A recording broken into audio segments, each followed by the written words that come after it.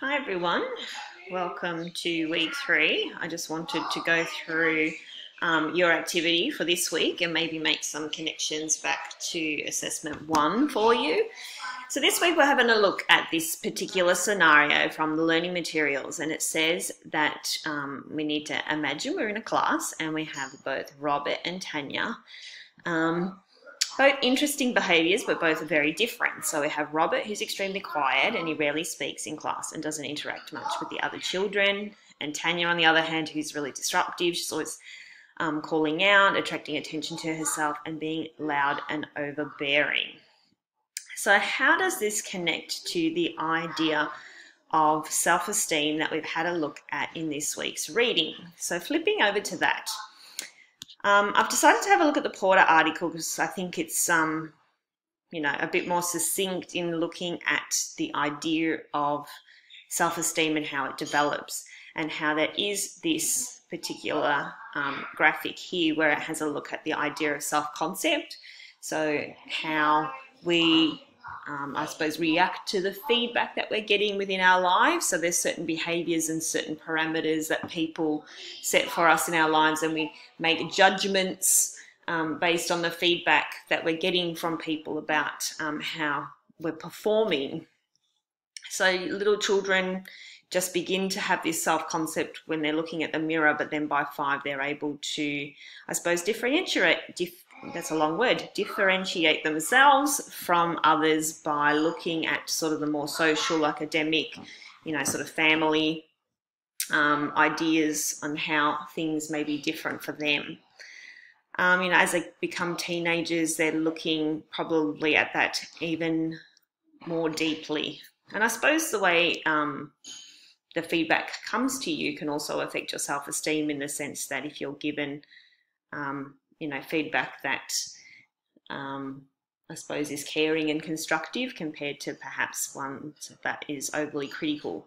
On the other side is the ideal self, and that's the things that, we've got a all set of judgments on what we think we should be, and these could be actual and implied judgments from people in our lives as well. So somewhere within that balance is our self-esteem, between the self-concept and the ideal self that we set for ourselves.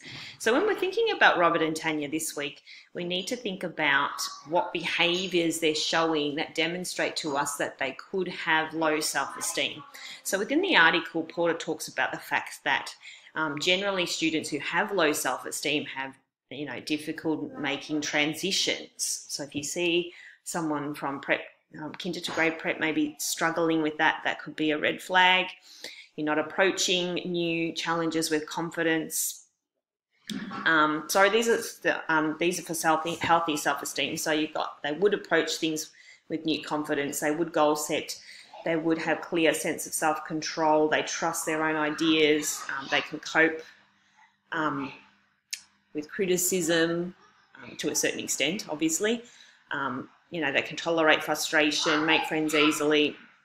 So some of these things are not what Robert and Tanya are doing. So when I have a think about it to myself, red flags that pop out for me if that was happening in my classroom, the cognitives in me wants to think straight away to what's the sort of learning issues behind it. So my red flag for low self-esteem with Robert could be the fact that perhaps he's not understanding the work that's been set for him, or he feels like he can't do it, so therefore is very quiet and withdrawn and doesn't want to take the risk of accepting new challenges like we've seen in this list. The same could be said for Tanya, in the sense that she might also be feeling that similar sort of cognitive overload, but she's demonstrating it in a different way, where she wants to act out, be disruptive, so she doesn't have to sit down and do the work. So it could be a very similar issue, just playing out in different ways in different kids. Can you think of other reasons or other things that we can see within Robert and Tanya that is showing us that they might have low self-esteem? How does this connect and help us with assessment 1? Well, these could be some of the overt behaviours that you're looking at. If you're having trouble, initiating peer interactions, or, perhaps regulating emotions like Tanya is, because she's having outbursts, she's screaming in class, So you could look at it through a particular lens, a particular learning behaviour, and then sort of think about how self-esteem connects in with that. Self-esteem would probably link really nicely to ecological and humanism as well. So have a think about that when you're sharing your response this week. I hope that's helped give you a bit of an introduction. I can't wait to see what you've got in store for me this week, and I'll see you on the discussion board.